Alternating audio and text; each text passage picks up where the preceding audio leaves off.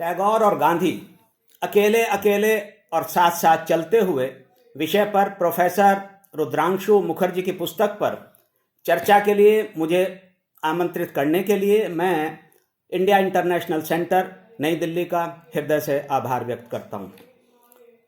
यह पुस्तक, जैसा कि इसके अध्ययन से मैं इस परिणाम पर पहुंचा हूँ, निश्चित रूप से यह स्पष्ट करती है कि भारतीय धर्म और दर्शन परंपरा गुरुदेव रविंद्रनाथ टैगोर और महात्मा गांधी दोनों के विचारों का आधार है। दूसरे शब्दों में, यह अंततः दोनों के दृष्टिकोणों के भारतीय धर्म और दर्शन परंपरा पर आधारित होने की सत्यता को प्रकट करती है। विद्वान लेखक यद्यपि भारतीय धर्म और दर्शन परंपरा में टैगोर की गहरी रुचि के विकास के संबंध में बात करते हैं, वे उसी प्रकार महात्मा गांधी के संबंध में भी कहते हैं। इस संदर्भ में वे दोनों टैगोर और गांधी के पारिवारिक वातावरण का उल्लेख भी करते हैं और यह वास्तविकता है कि दोनों के परिवार सनातन धर्म के न केवल अनुयायी थे, अपितु वे सनातन मूल्यों और परंपराओं में गहरी निष्ठा भी रखते थे। लेकिन मैं इस संबंध में और आगे बढ़ते हुए सीधे सीधे यह कहना चाहूंगा कि टैगोर के विचार भारतीय धर्म और दर्शन परंपरा में उनकी अगाध श्रद्धा, दृढ़ आस्था और विश्वास पर आधारित थे। मुझे प्रतीत होता है कि लेखक इसे अंततः स्वीकार करते हैं। यही बात महात्मा गांधी के संबंध में भी है।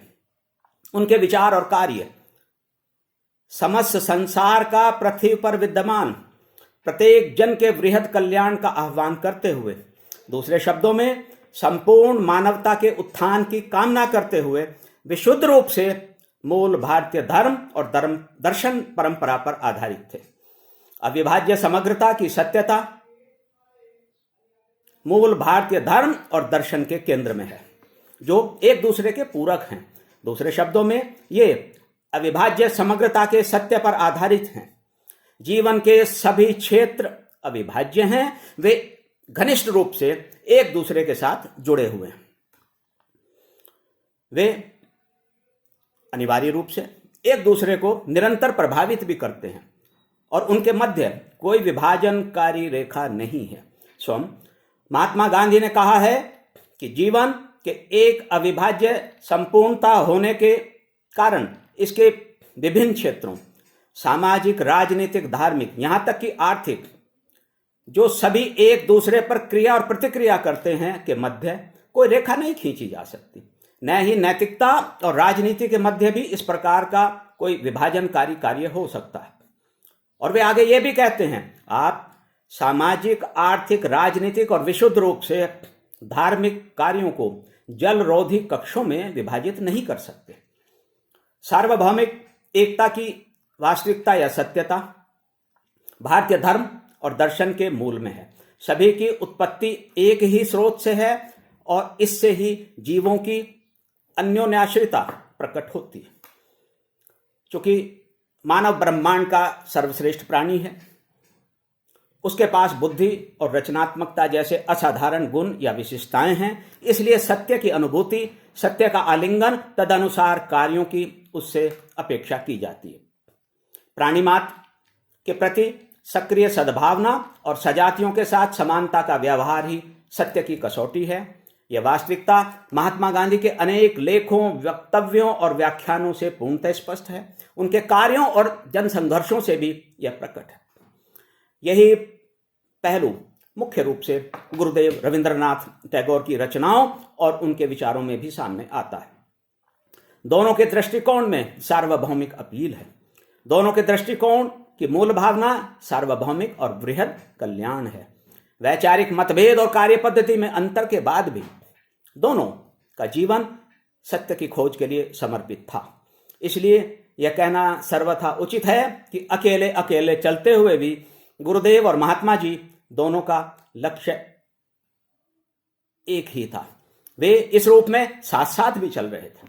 प्रोफेसर मुखर्जी का यह कार्य इस दृष्टिकोण से महत्वपूर्ण है।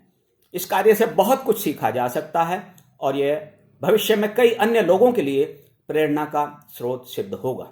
मैं इस कार्य के लिए प्रोफेसर रुद्रांशु मुखर्जी को धन्यवाद देता हूं और उन्हें बधाई भी देता हूं।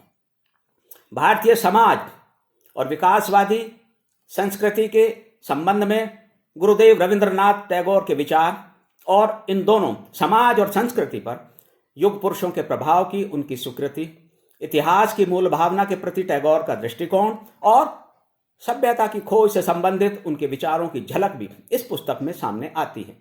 विशेष रूप से समाज और संस्कृति पर युग पुरुषों के प्रभाव के संबंध में गुरुदेव के आलोचनात्मक विश्लेषण की प्रस्तुति विद्वान लेखक की ईमानदारी के प्रतीक है।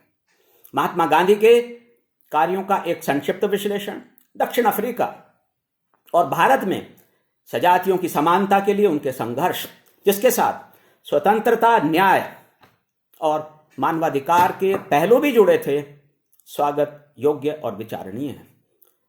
स्वदेशी और स्वराज तथा अंत्योदय से सर्वोदय से संबंधित विचार, तदनुसार उनके कार्यों का अच्छा उल्लेख इस पुस्तक में किया गया है। इस दृष्टिकोण से भी यह समयानुकूल, महत्वपूर्ण एवं स्वागत योग्य कार्य है। यह प्रयास सराहनीय है। लेखक पुनः बधाई के पात्र हैं। इंडिया इंटरनेशनल सेंटर नई दिल्ली भी इस समीक्षा कार्यक्रम के आयोजन के लिए साधुवाद का पात्र है।